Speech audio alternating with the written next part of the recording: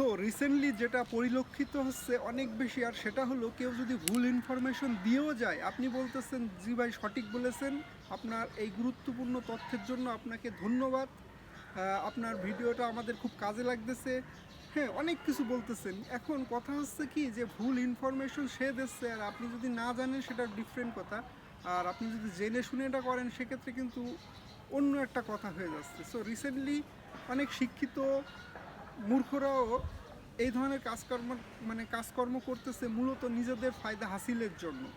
বড় বড় কন্টেন্ট ক্রিয়েটররা তারা জানে যে এটা ভুল ইনফরমেশন, তারপরও তারা প্রচার করে, কারণ নতুনদের নিয়ে তারা ফায়দা হাসিল করবে। যেরকম রিসেন্টলি সবচেয়ে বেশি দেখা যায় যে এঙ্গেজমেন্ট গেমটা এটা নিয়ে, হ্যাঁ, যে আমার ভিডিওর নিচে আপনি কমেন্টস করুন, আরও 5 জনকে রিপ্লাই দিন, আরও 10 জনকে রিয়াকশন দিন, হ্যাঁ, আসুন নিজেদের মধ্যে এঙ্গেজমেন্ট বৃদ্ধি করি, হ্যাঁ, বা বলতেছে যে আপনি কন্টেন্ট মনিটেশন কোনোদিনও পাবেন না যদি এই ভিডিওর নিচে কমেন্টস না করেন, আরও 5 জনকে রিয়াকশন মারুন, আরও 10 জনকে, এই যে এই টাইপের যে ভিডিওগুলো, তারা মূলত চায় আপনাকে এঙ্গেজ করতে ওই ভিডিওতে বা ওই পোস্টে। আপনারা যত বেশি কমেন্টস করবেন, যত বেশি কমেন্টস রিপ্লাই করবেন, যত রিয়াকশন করবেন, তার এঙ্গেজমেন্ট বৃদ্ধি পাবে। ভাই আপনার কিচ্ছু হবে না, আপনি হয়তো বা কিছু ঘুমান্ত ফলোয়ার পাবেন, ঘুমান্ত ফলোয়াররা আপনার ভিডিও দেখবেন না, যারা আপনার মানে আপনার ফ্রেন্ড লিস্টে, আপনার ফলোয়ার লিস্টে তারা ঘুমিয়ে থাকবে, আপনার রিস্ক কমতে থাকবে। আর আপনি এই ধরনের কমেন্ট যতদিন করতে থাকবেন, ফেসবুক আপনাকে আনইউজুয়াল অ্যাক্টিভিটির মধ্যে ফেলাই দেবে, আপনার রিস্ক কমায় দেবে।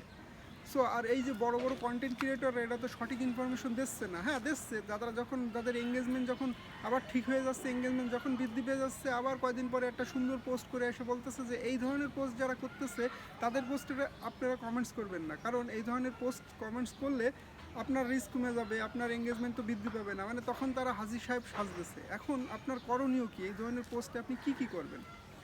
সো আপনার করণীয় হচ্ছে কি, যে কোনো পোস্ট যখন আমার সামনে আসবে সেটাকে একটু জাস্টিফাই করবেন, আসলে কি সেই লোকটা সঠিক কথা বলতেছে কি না, বা এই কথাটা কতটুকুই বা সঠিক।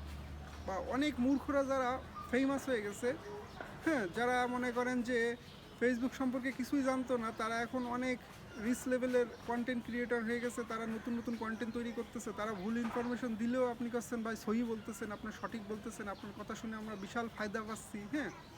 এখন যেই তথ্যটা সঠিক সেটা তো সঠিক হবে, আর যেটা ভুল সেটা তো ভুল ইনফরমেশন হবেই। সো আপনি যদি এটাকে জাস্টিফাই না করে এই ধরনের কর্মকাণ্ডের সাথে সম্পৃক্ত করেন, অর্থাৎ সেই পোস্টে যদি কমেন্টস করে থাকেন, তাহলে ভবিষ্যতে ফেসবুক যখন ওই কন্টেন্টটা, ওই ভুল কন্টেন্টটা রেস্ট্রিক্টেড করবে, তখন ওখানে কিন্তু আপনার কমেন্টস থাকবে।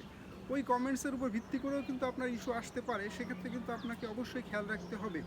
সো আপনার নিজের বিচার বুদ্ধি বিবেককে জাগ্রত করে আপনি বর্তমানে কমেন্টসগুলো একটু সুন্দর করে করবেন। কেউ যদি ভুল ইনফরমেশন দেয়, আমি যদি ভুল ইনফরমেশন দিই, আপনি আমাকে চোখে